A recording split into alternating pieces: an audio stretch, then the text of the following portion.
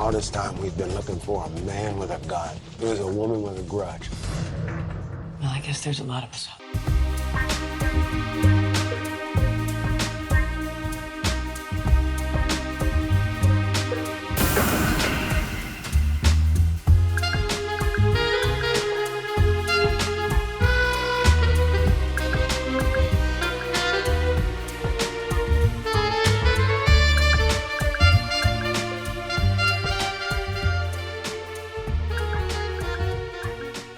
Hello, welcome to Cynic Critique, where we get real with cult films.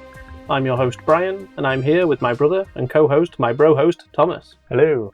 After 3 previous weeks of our second Femme Fatales season, we're back to conclude it as we have one last push for vengeance and seek ascension.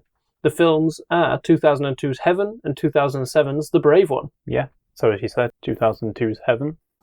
I've been calling, I've been writing, I've been trying to get your attention for over a year. Because of him, my husband died. Directed by Tom Tykwer. I previously introed his other movie we covered on here, Run Lola Run. It's written by Krzysztof Kieslowski and Krzysztof Pisewicz, I think. Anyway, on to the easier names. Starring Cate Blanchett as Philippa and Giovanni Ribisi as Filippo. The budget is $11 million estimated, and it grossed an amazing $4,251,037. The synopsis: a woman takes the law into her own hands after police ignore her pleas to arrest the man responsible for her husband's death, and finds herself not only under arrest for murder, but falling in love with an officer. Yeah, I'll be honest, I thought that was kind of the whole plot of the movie. it kind of is. The second half. I thought it was going to be like most of the film was going to be that, but Yeah. surprisingly wasn't. Do you want me to go first? Sure. Okay. I found the film to open quite bizarrely with the intriguing use of CGI, which turned out it was a flight simulator. So yeah, that was a weird start, which it seems random at first, but when you get to the end of the film, it does tie in to the end, although it does feel a little forced. Yeah. The dictaphone as a communication tool feels oddly unnecessary, especially when they'll be able to hear her in her cell anyway. Then I didn't make any notes for quite a while throughout the film until we get to where the escape plan happens, because obviously she's imprisoned and she's building trust with Giovanni Ribisi's officer character, Filippo, to escape, and they communicate via dictaphone. And I found the escape plan to be fantastic. Really simple, very effective, worked beautifully. But during that plan, we're introduced to a toilet cubicle, which is in a rather spacious room, and it just sits central in there. Definitely stands out. And I don't know if toilets like that exist in these Italian prisons or they just made it up for the film. But I spent too much time thinking about it than I probably should have. It was a very large room with a very small toilet. But I found the ending to be both romantic and transcendental, and it leaves quite a lasting impression, I thought. Like, it's quite an effective ending for the story, I think. Yeah. Yeah. Other things, I particularly liked how Filippo used his family to help get her to escape. He had his younger brother, Yeah. Ariel, which doesn't sound like the name is right, I don't know, played by Alessandro Spiduti, if I'm saying that correctly. He's used to call the prison to run interference essentially so Filippo can get Filippo out. Yeah. And then he also uses his dad, played by Ramiro Girone, who's just credited as Filippo's father. And although he doesn't play a big part, he plays quite a significant part, I think, in Filippo finding his path and helping him with it. Yeah. Yeah, I found this film to be quite unique overall. That synopsis does not surmise the film's tone or real story in a particularly great way. No, because most of this film is more about them on the run than it is breaking out or even her revenge plot, which is pretty much the opening. Yeah. But that is a great bit. Is it spoilers saying what happens there? Because it is the opening to the film pretty much. Yeah. But I do feel like it kind of spoils the weight of it, so maybe not. It sets up a big emotional theme in her redemption, really. Yeah. That's what she's seeking, isn't it? Yeah. So I won't spoil it, I'll just say that. I think that's enough. But that's the bit that I really liked about this. Yeah, it feels like a film that kind of plays in reverse. You know what I mean? The big revenge thing, and then the romance plot comes after, and normally it would be the other way around. Yeah. It'd be not the film I kind of expected it to be. It was quite surprising. For me, probably not in the best way. For you, you're more like, oh, what a great surprise. And I'm more, for me, it was more like, what a surprise. Not the direction I expected at all. I want more killing. But that's just me, my bloodthirst, apparently. Yeah. You are like a vampire. I think I've been told that before. I mean, there were more dogs on this street when we moved in. But no, you're right. I found that subversion from what you told me about it to be pretty impressive and a whole new take. Yeah. But yeah, this film isn't everyone from that right up. I would say focus more on the finds herself under arrest for murder and falling in love with an officer part. Yeah. But even that doesn't quite sum up how the film plays out. No. Because it's more first half prison drama, second half fugitive plot, but with a very strong romantic through line. Yeah. It's a strange film. Rather unique, I'd say. That's what makes it great. Yeah. And you brought up the writers, Krzysztof Kieslowski and Krzysztof Pesowicz. But they did the Three Colours trilogy, which I think started prior to this. I think they're from the 90s. Yeah. So I think it's known as Three Colours Red, Three Colours White, Three Colours Blue. As individual films, I might have got the order wrong. And that's a trilogy I still need to get to watching, I think, especially after watching this. But I also now want to watch Hell, which is a film apparently tied to this thematically, and Nadzija, if I'm saying that correctly, which is considered purgatory to this film's trilogy. Yeah, but apparently it's not actually part of this trilogy. It's just written by Pisowicz. It's written by one of them, but I believe they both had the story because I think Kieslowski died. Is that right? Yeah. Yeah, apparently that one isn't actually the purgatory chapter. Right. Some people believe it is. I was going to say, the IMDb trivia, that seems to be all what's written on it. Yeah. So Well, apparently it is more of its own film. Yeah. But the director, Tom Tykwer, as you said, had written and directed Run Lola Run. He helped write Cloud Atlas with the Wachowskis. Is he the director of Cloud Atlas as well? He's like a co-director. Yeah. Because that is like a film split into like separate narratives. Yeah. And what I seem to like is, from these films that I know of, it seems like he's very fixated on like fate, like almost like destiny type stories. You know, there's something there in the human motion of just life in general, in a way, with consequence. And that's something I quite like as a theme. Yeah. And the cinematographer is Frank Greibe, is it? Greibe? He's the cinematographer of Run Lola Run and also Cloud Atlas, but he did The International as well, which is a great little Clive Owen film from, I don't know, nearly 20 years ago, probably. Also directed by Tom Tykwer. What, The International? Yeah. Right, cool. When you were on about Tom Tykwer being fast out, I really wanted to mention The International because it just wasn't anything to do with those sort of films. I mean, if anybody's ever missed out on being James Bond, it's Clive Owen. So I'm going to say Tom Tykwer. I don't know what he's like as an actor. But yeah, that's my thoughts on the film anyway. Yeah, I do remember that opening scene in the helicopter simulator, though, because I genuinely thought that it was the wrong film. It really feels that way, though. It's very 90s pixelated sort of graphic imagery, isn't it? Yeah. I'm thinking, like, what is this CGI mess on screen? Yeah, I mean, it was for the opening credits, I guess, as well, because the names are still rolling up. I'm guessing that's what helicopter simulators looked like back then as well, though. Maybe. It's not a particularly captivating opening. No. And it seems to last for a lot longer than it needs to. Yeah, before you see Giovanni Ribisi. Or even before any... Well, I think there is dialogue said, but... If you're wondering who Giovanni Ribisi is, by the way, it's Phoebe's brother from Friends. I'm sure everyone will know that. Nicolas Cage's brother from Gone in 60 Seconds. Yeah, forget that. Oh, and he had Sneaky Pete as a TV series from, I think it was an Amazon show, I'm not sure. I believe so. Oh, and he was the cinematographer, which I thought was one of the strongest points of the film too. Well, I didn't like the film last year, but I liked the cinematography. Was it Strange Darling, it's called? Yeah. He was the cinematographer on that. Yeah. I mean, I could get into why I don't like it, but I'm not going to. No. Ribisi and Blanchett were also in The Gift from 2000, directed by Sam Raimi. Good film. I'm just saying they were in that together before this. I say good film. It's an okay film. Keanu Reeves? Yeah. Don't really know what to say about this. Like I said, if you want to go into the opening, we'll part it in spoiler talk or something in the chapters, so you can say it. Well, that is kind of the whole weight behind the film. And I feel like that is all you really need to know. That is like what kickstarts it, and it is in the beginning, so I don't really know if you consider it spoilering. I wouldn't say it's spoilering, but it does take quite a heft of impact out of the film, I think. Yeah. So you may be right to keep it secret. Yeah, I'd rather it, but if someone knows, then they know. Like I said, that was my favourite thing of the film. And also how she reacts, I think, is part of the reason Ribisi seems to fall in love with her. Yeah, that and maybe just really likes Cate Blanchett. Yeah. I think that's a given, though. I think everyone likes Cate Blanchett. I don't know. Okay. I'm sure someone out there hates Cate Blanchett or dislikes. Yeah, probably like her brother or something.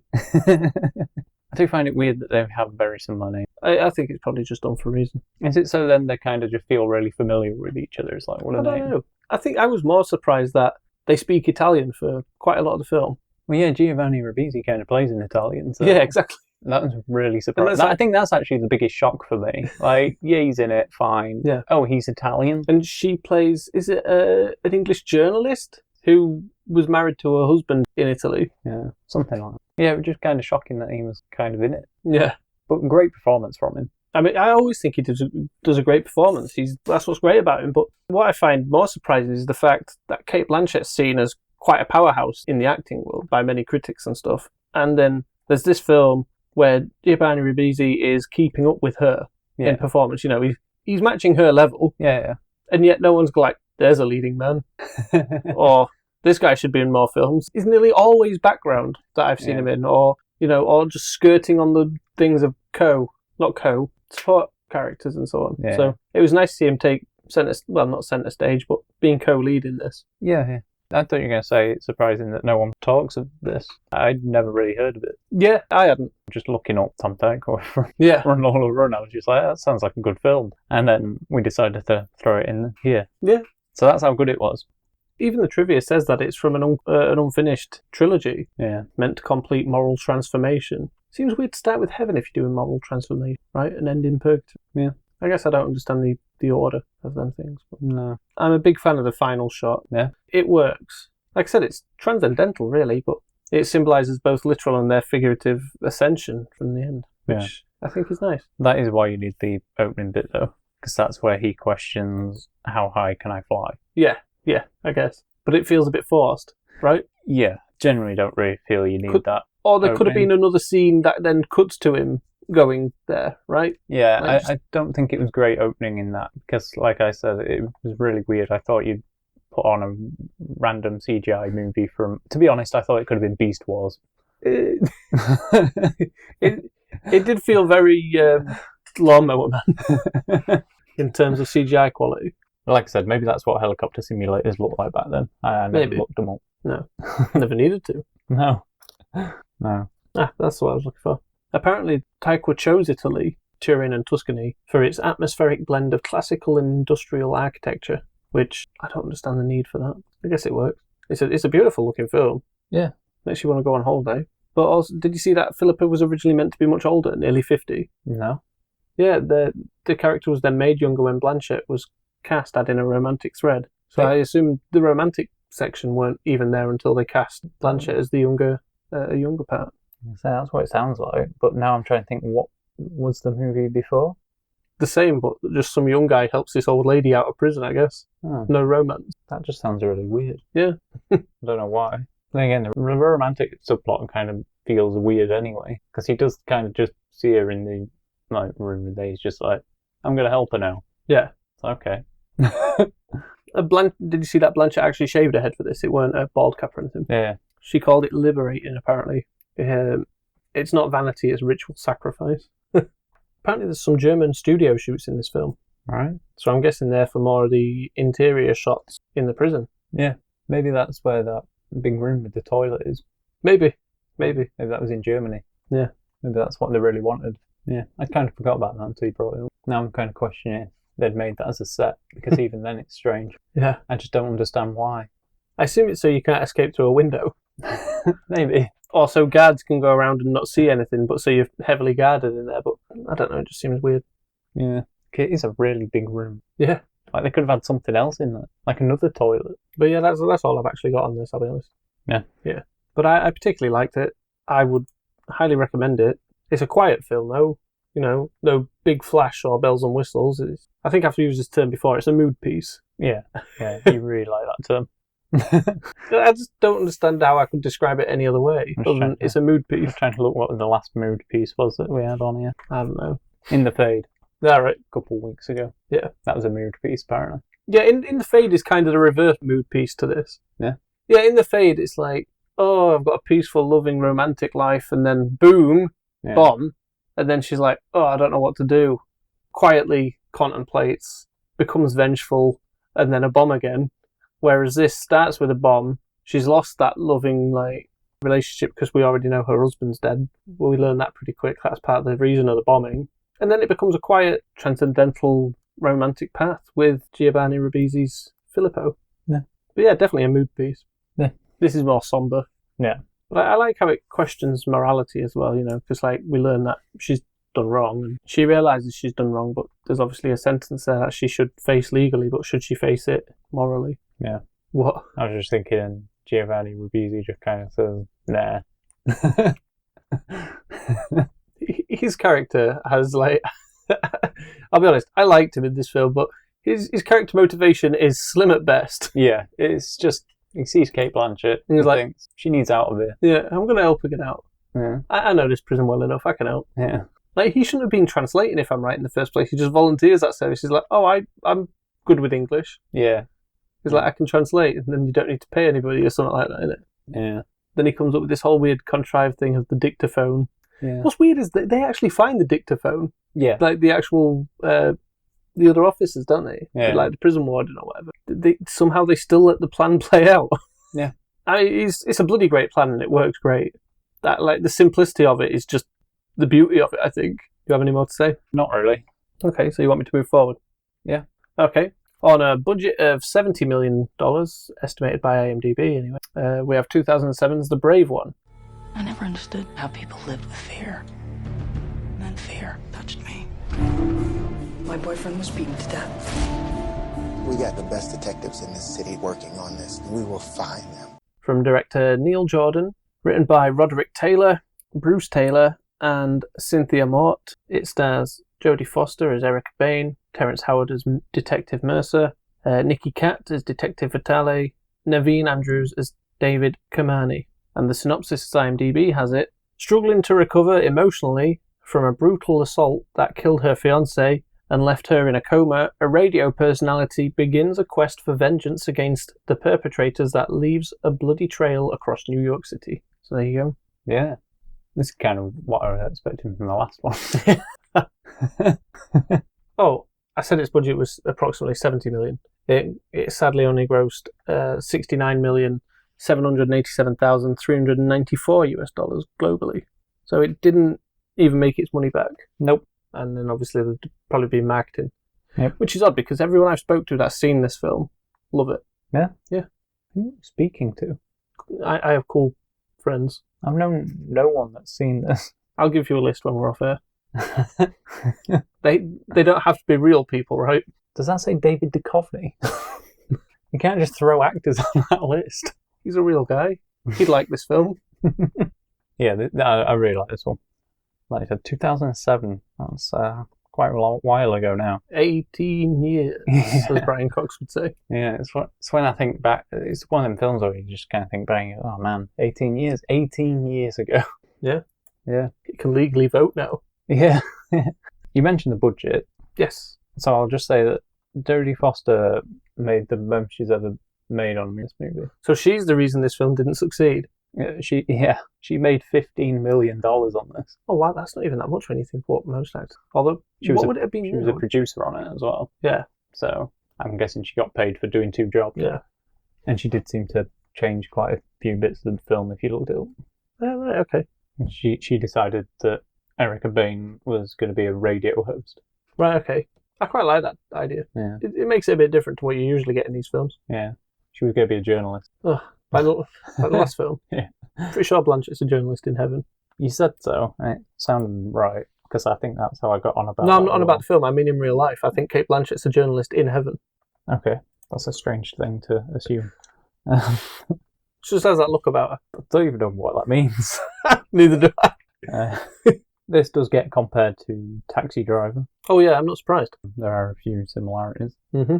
It also gets known as a remake of Death Wish by some people, because there's a few similarities in that as well. But I mean, all these sort of films where lover dies and vengeance pursues are always related to Death Wish in some way, because I think Death Wish was the first mainstream movie like that. Like that first. Yeah, I think so. I'm going to say yeah. Kevin Bacon's in one of the sequel adaptations to Death Wish that I want to watch. Yeah. I think it's Kevin Bacon. Yeah, he is. I'm worried now it's Ethan Hawke. Yeah, I remember watching this when I was going to say 18, but I got distracted when I got thinking it was 18, because I was younger than 18 when I watched it. Yeah. So, I remember being I remember enjoying it, but I remember being kind of disappointed in it. Yeah. But that's because, I'll admit, I just wanted more action in my films. Yeah. Wow, wow. Yeah, we got that kind of action in the last one. Yeah. Yeah, that milkman scene is really... You don't remember the milkman scene in Heaven, do you? No. They hide on a milk cart and the milkman goes and has some action with a woman that he delivers milk to. I do not remember that at all. Maybe you do like more action films. It's a really weird scene. Where were you while that was on? Probably getting milk. I bet you were. But anyway, yeah, I just remember thinking this needed more gun violence. Yeah. When I was younger, anyway. When I'm older, I think there's enough gun violence. Maybe I've matured and just decided gun violence has gone up, and we need to put that down. I had an almost opposite effect. Yeah. I remember loving this film. Yeah. Like really loving this film. Yeah. And thinking there was more action and shooty and gunplay than what we actually get. So we watched it this time, and I'm thinking, I mean, this moral dilemma she's in, and this like trauma state that she's going through while she's like trying to contemplate vengeance and so on, and living in this rough city. I was thinking, it's great and everything, but I wish she was doing more shooty. I remember more shooty.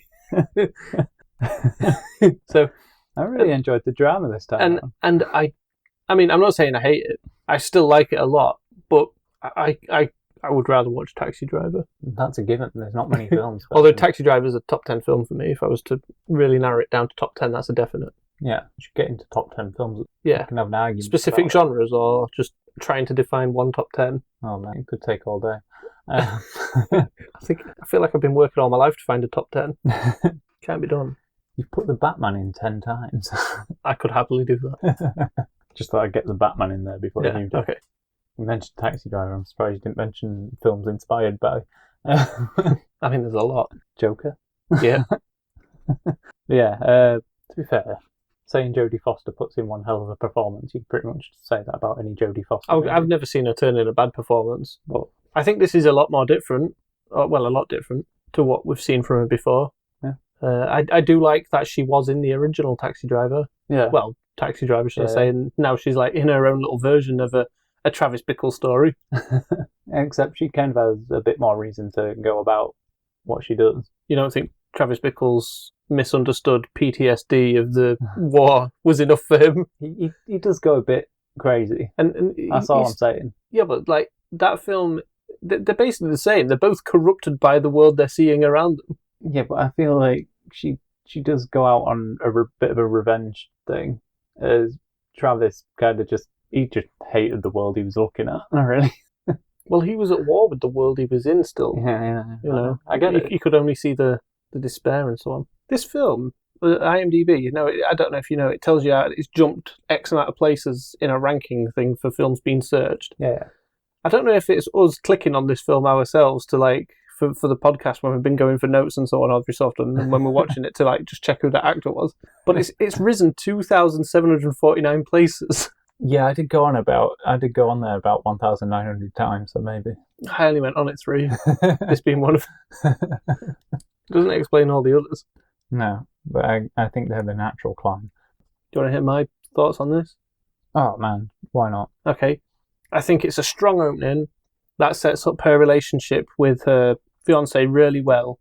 That quickly turns brutal, allowing the tone to be set for everything else that then follows. I think Erica Bain feels different from your usual action heroines because she's not your stereotypical action heroine, but she gives the film a fresh edge, I think, through that lens that her character has in this. I think the cinematography is sharp and intentional.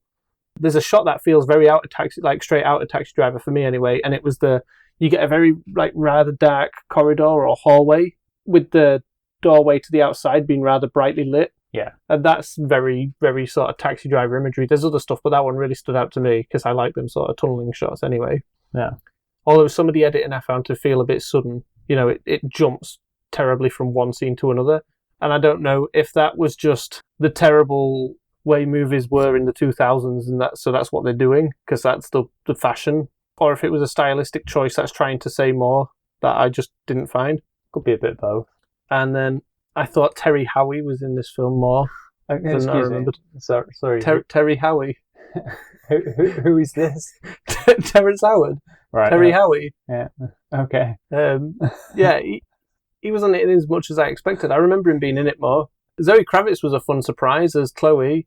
Could easily be a young Selena, I thought, from the Batman. Yeah, there we go. Same version, even. Would have if got you really there wanted. naturally, I guess. I found the score to be absolutely fantastic. It's emotional and seems contemplative to mirror Erica.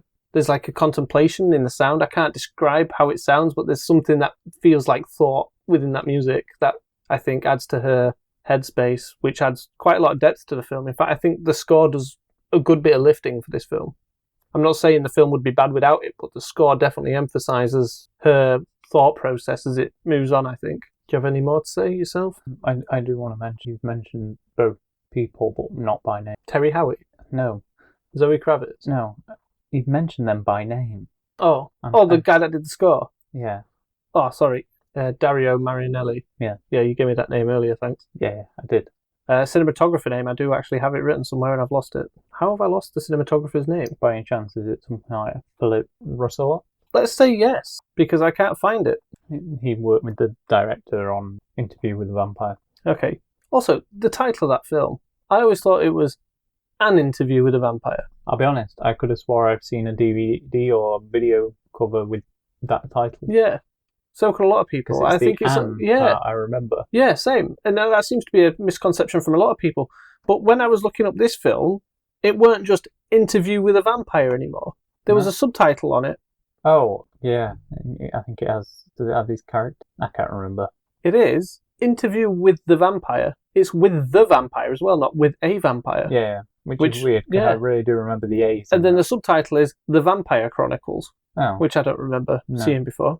But the director, Neil Jordan, great director to be fair, he's got a lot of work that I haven't seen. He's written quite a lot as well as directed. He did Marlowe from 2022, which was a period noir with Leslie Nielsen. Liam Neeson. Yeah. I am paying attention. Yeah.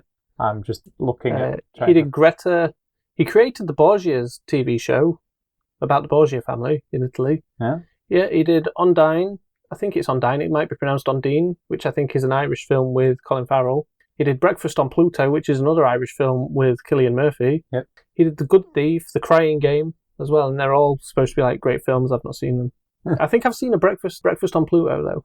I tried to watch Interview with the Vampire, but just couldn't really get into it despite the great cast. Yeah. I think Christian Slater's in it. He is, yeah. It's him, Brad Pitt, and Tom Cruise. Yeah. And a young... Mary Jane. Yeah, I can't get her name. Kirsten Dunst. Yes, I was getting Kristen. I'm turning into that cop from Death Valley. Brian Callahan. Yeah, I think so. Comedian. Yeah. Improv. Yeah, he's great. But it's the writers of this that really surprised me. Because there's the Roderick Taylor and Brian A. Taylor. I believe them to be brothers. Yeah, they worked on a sci-fi show in the 1990 that ran for 2 seasons called Superforce. It's a sci-fi vigilante thing. But Roderick Taylor did Gator from 1973, which is written, it's directed and stars Burt Reynolds, and it's one of Sterling Archer's favourite films from the TV show Archer. They also worked on a few episodes of Witchblade, the TV series adaptation of the comic book. And then Cynthia Moore had written and directed Nina, about Nina Simone, which is a film I still need to watch, because I love Nina Simone's music. Yeah. But I haven't really seen much else from Cynthia Moore, what was recognised, should I say, when I searched her. But I feel when I saw this name anyway, Cynthia Moore, after seeing what the Taylor brothers had worked on, that she brings a lot of what makes this film great. Yeah, I thought that as well. I don't know if it's female perspective or just a more serious film in general with the drama. Yeah. But yeah, I really had the feeling she was what was bringing the weight and the heft that carries this film to greatness. Yeah, I imagine the Taylor brothers, theirs was like the revenge plot, and that was kind of it. Yeah. Like, oh man. It's like, yeah, that's been done before, guys. And then... And they're like, but with a woman? Yeah. Cynthia Morton brought in, she's like, I'll be a journalist. And then Jodie Foster was like, I want to be a radio host. Yeah. I don't want to be a journalist. Yeah, That's Kate Blanchett's thing. Yeah. They're very deliberate choices, I think. And they've definitely changed the film from cliche to more depth and different. But I really like what Jodie Foster brings to this, and I think there's a great poster that sums this film up quite well, I think. Yeah. And sadly, it's not my DVD cover. It's the yellow background and black image, the two-tone one with just her stood. Yeah.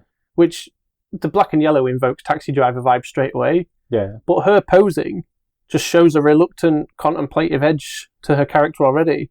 She's got her head down, hand on her head, and she's just holding a gun to her side. Like, I don't really know if I want to do this, or should I have just done what I did? Which I think sums up the film quite nicely. And it's a really good poster. It's probably one of my favourites from the 2000s. Yeah. Yeah. I mean, we could do a top 10 posters of the 2000s if you wanted, but as an audio only, I don't think people would be impressed. I'm just looking at a poster now, and it's got like a little tagline above the bit, and it just kind of made me laugh because of how it reads. Because it's how many wrongs to make it right? ? Jodie Foster. Yeah, I think it's a question directed specifically to her. Yeah. Like, how many wrongs to make a right, Jodie Foster? How many wrongs? And then she replies, just the brave one. Maybe. Because she likes doing title drops. Apparently so. I did see that she'd apparently trained with weapons handlers to prepare for a role in this, to add an authenticity to her character's transformation into a vigilante. Yeah. I mean, it's cool and everything, but for how little I feel she wields a gun for in this film, was it worth it? I think so. Just make sure he holds it properly. I mean, it probably adds to the realism. Yeah. But then, would a person that doesn't really know guns and wants to become a vigilante learn how to wield a gun, or would they just assume they're doing it right because they've seen it in a film once? Well, in this film, that guy in the gun store just kind of goes like, here's how you get that really helpful guy. Yeah. She's like, I want to buy a gun, and it's like, oh, we need to check your license, it'll take a day. Yeah. And she's like, oh, I need one now, and she leaves, and then that guy just like walks up out the gun store. It's like, you need a gun now? I can get you one. How much or whatever, innit? Like, and then I think he tells her where she can train with it as well. Yeah. Yeah. What a guy. We need more people like him in real life, maybe. Made me laugh because while I was looking up the trivia on this, I just felt like I'm guessing you'll have seen some of the stuff. I don't know if you'll have it, but I was just fascinated by the fact that the Wahlberg brothers got brought up, and I thought, who's going through trivia and adding just Wahlberg by name in here? Because it went on about the gun that she gets, and it said that police officers used to recommend these for off-duty sort of stuff. And then it said, Donnie Wahlberg's character in Blue Bloods uses one of these. I was like, why is that relevant? And then obviously you get Terrence Howard, and it was like, he has the name Mercer. This is the surname of the brothers in Four Brothers, starring Mark Wahlberg. And Terrence Howard. Yeah, that's why it was saying. But it was just the fact that it had to mention Wahlberg. I'm just like, is someone going around trivia on films now and just, how do we link this to Mark Wahlberg? Have we got like a Kevin Bacon thing going on now, but with Mark Wahlberg? Maybe it's somebody in Mark Wahlberg's like branding agency, like PR. It's like, we need to link as many things as possible to Mark Wahlberg to make him seem like a decent guy. And someone's like, what if we link it to guns? And they're like, brilliant. It was the Donnie Wahlberg one that really got me. There's just the fact it said, this is the gun Donnie Wahlberg uses in the type of gun, not the exact replica or anything like that, but just the type. Someone really that having to add that, it just made me laugh. We mentioned Foster's performance being great and everything. She apparently studied the effects of PTSD and things like that to get into the role. And the reason why she changed it to be a radio host, it was to set the mood for the film better, and she felt it was more compelling for the narrative as well, which I do kind of agree with. It did have a different spin, like you mentioned as well. But it adds a sense of like, it allows her to express how she's feeling verbally as well throughout the film's narrative, so you get a little more insight into her head. Yeah. Because it works like a confession booth almost, I guess, for her struggles. And it was also her idea for Erica to record sounds from around the city. No, I don't remember her doing that. Yeah, and there's a bit, and she just kind of goes around or stood on a bridge and just recording sounds. I was like, it's a strange thing to do, and then I think it gets put in a radio show. All right. I think she uses it to like build like background noise to feel like she's in in somewhere talking, doesn't she? Yeah, something like that. And then one of my favourite things about Foster doing stuff for this role was it just said that she walked around Manhattan with headphones on.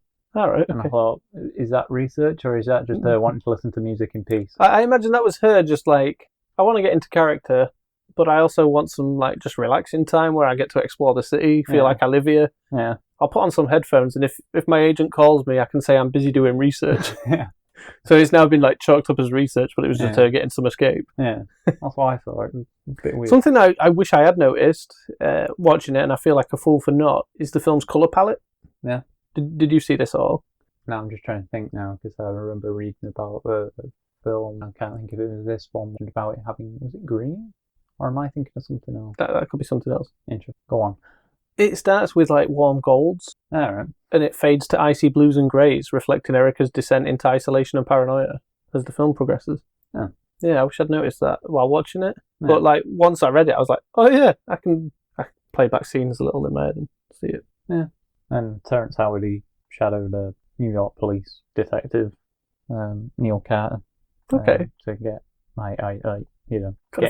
help get into character. And apparently that guy, Neil Carter, the detective, his first time being a consultant on a film, Inside Man, the year before this. Oh, that's a great film. Also Clive Owen. Yeah, and Jodie Foster. Mm-hmm. I don't remember her in that. She's not like the lead, but she's in it. Yeah. I remember Denzel. Yeah, and I remember I Clive. believe she's another cop on here. All right. Or is it a plot twist and she was the inside man? Yeah, why not? Yeah, I always see this as the third one in the Jodie Foster thriller to early 2000s trilogy. Yeah. Oh, because there's Panic Room. It's Panic Room, Flight Plan, The Brave One. Yeah. Poor if they're all the same character. I was going to say she has a daughter in all, I realised she doesn't have a daughter in it. She does have a dog. Yeah. Yeah, because the dog gets taken at the beginning. Yeah. Comes back later. Sad dog. Great dog. No, sad for the dog. Yeah. It works out in the end, though. Spoilers. I never said how it works out. Don't really feel like we've said much about Terrence Howard, but he's great in this. I find him pretty great in most things I've seen him in, to be honest. Well, yeah. Well, He's an actor that I really liked, and then he just disappeared, and it turns out he went a bit weird. yeah, what was the whole rant thing that he did? I think it was on John Rogan's podcast. He was on about like how smart he is with maths, and He got interviewed at like an event and just started going off on one about weird stuff, though. yeah. I can't remember what. That was hilarious. I kind of feel though that recasting him in Iron Man 2 has been a big knock to his career, I thought you'd say put him in a steady decline of mental state. and that. I don't know, because he had that TV series after that. Didn't he? I think he got written out, but I haven't watched it, so I don't know. I'm trying to think which one that was now. I thought you might know. Power? Was it Power or was it the other one? Empire? Yeah, was it Empire? I don't know. I can't remember which one's which. But where are you going with it anyway? Well, he had that after he went. It could have been after that where he went. Empire, yeah. He was in like 102 episodes of that. It was after. It was during Empire. He had his weird breakdown thing, I think. Right. No, it could have actually been after that. 2020. God, years have gone really fast, haven't they? Yeah. I'm just trying to think now. He was on a sitcom called Sparks in 1996, which starred James Avery as the lead. Incredible. James Avery famously was the voice actor of Terrence Howard. Terrence Howard. of, Oh man, I wish that was true. was famously the voice actor of War Machine. yeah. It was played by Terrence. Well, Yeah. James Rhodes. Yeah. Terrence Howard played James Rhodes. Is that all you want to say on these? Oh, have you got the people that could have played? Oh no, Erica I never saw that. Portia de Rossi and Kate Beckinsale were offered but declined. Who's the first one? Portia de Rossi? Oddly, I think she's In my head, all I can think is Joey saying it's Portia. from Arrested Development. Yeah, she's Lindsay Booth in Arrested Development, the sister. All right, okay. Yeah, and yeah, they declined. And then, now you'll want me to look up Josie Davis. You know it. But Josie Davis and Neve Campbell auditioned. Oh, I remember seeing that about Neve Campbell. Yeah, they auditioned anyway, and obviously didn't get it. Josie Davis, I think I really know anything with her. Beverly Hills 90210. Incredible. Yeah. Charles in Charge. Yeah, I don't really know her from much. Stumptown. Yeah, one episode of. Oh. And I haven't finished that, so like one episode of The Mentalist in one episode. She's in a film called Hit and Run. I think I might have seen it. But anyway, her and Neve Campbell had auditioned, but didn't get it. And then Nicole Kidman did actually get the part, Oh, that would have been awesome.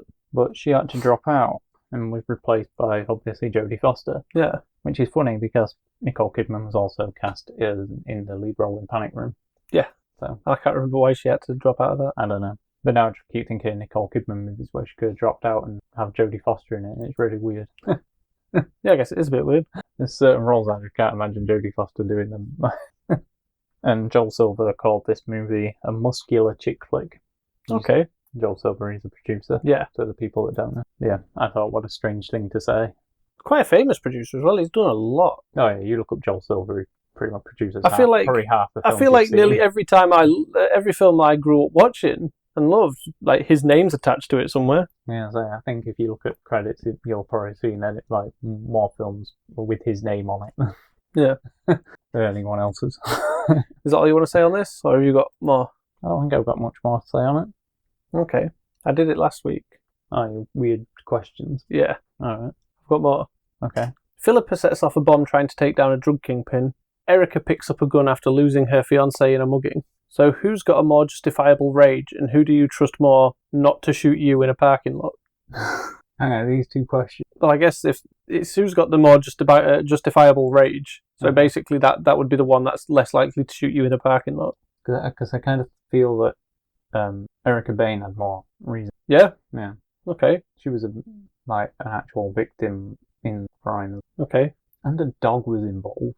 Okay. I have a feeling you could have a very one-sided thing with this questions like last week. Revenge or redemption? Philippa's revenge turns into a romantic jailbreak. Erica's trauma turns into late-night street justice. Which one feels more like healing? And which one feels like a descent with good lighting? I really want to describe heaven as a descent with good lighting, but it's really not, is it?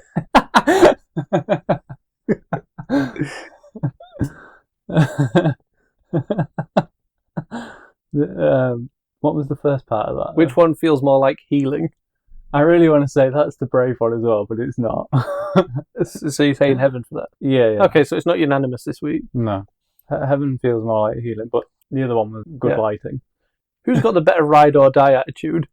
Ribisi's Filippo goes full, I shaved my head for you, loyal.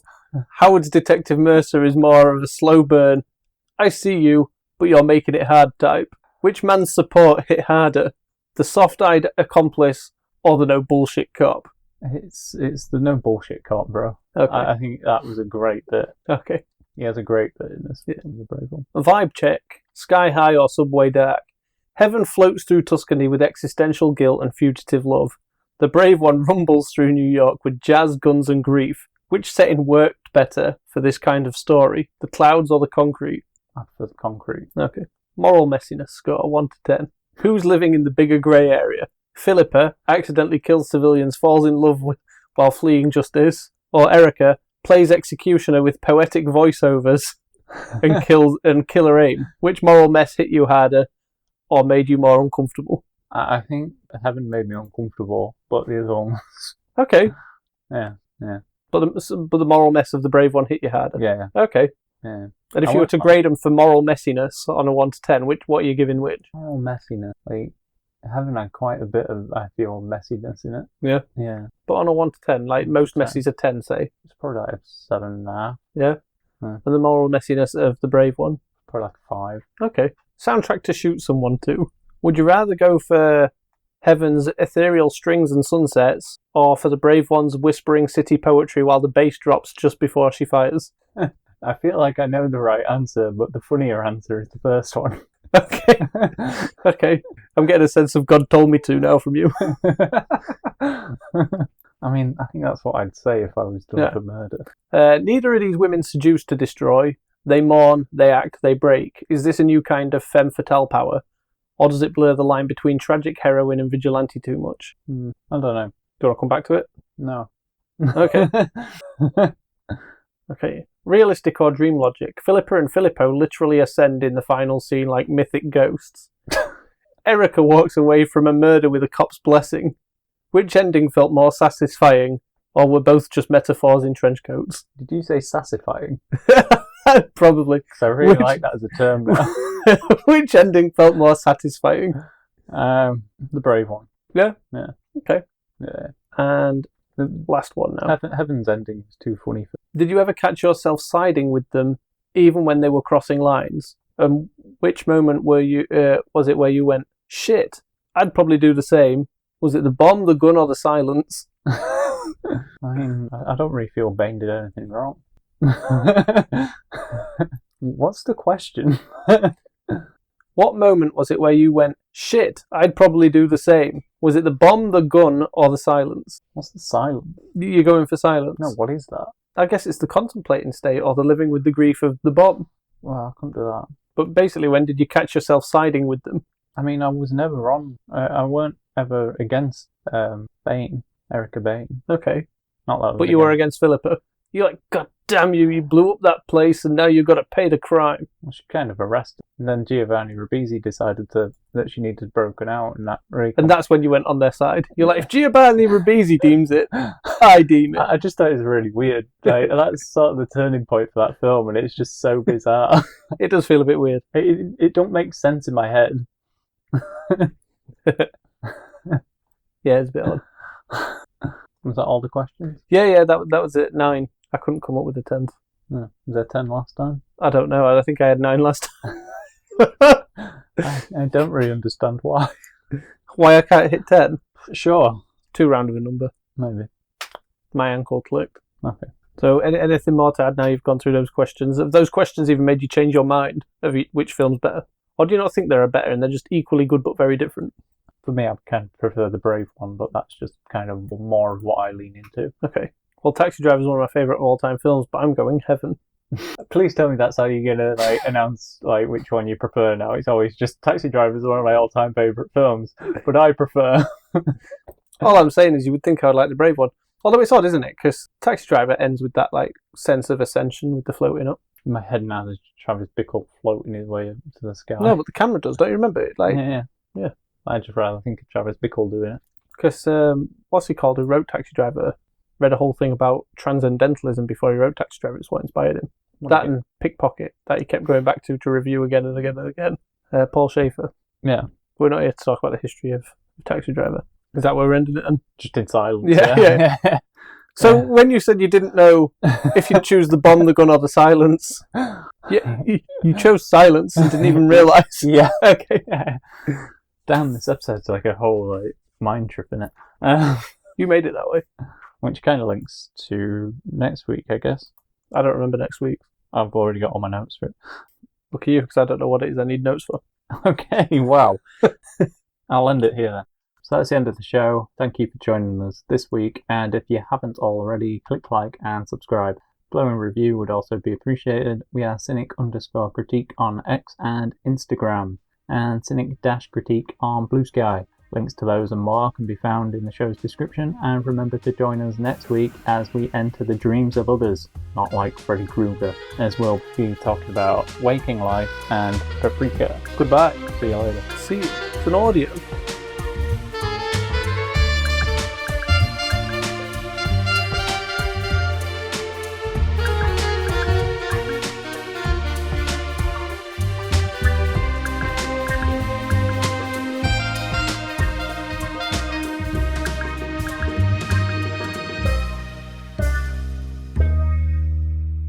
You haven't met yourself yet.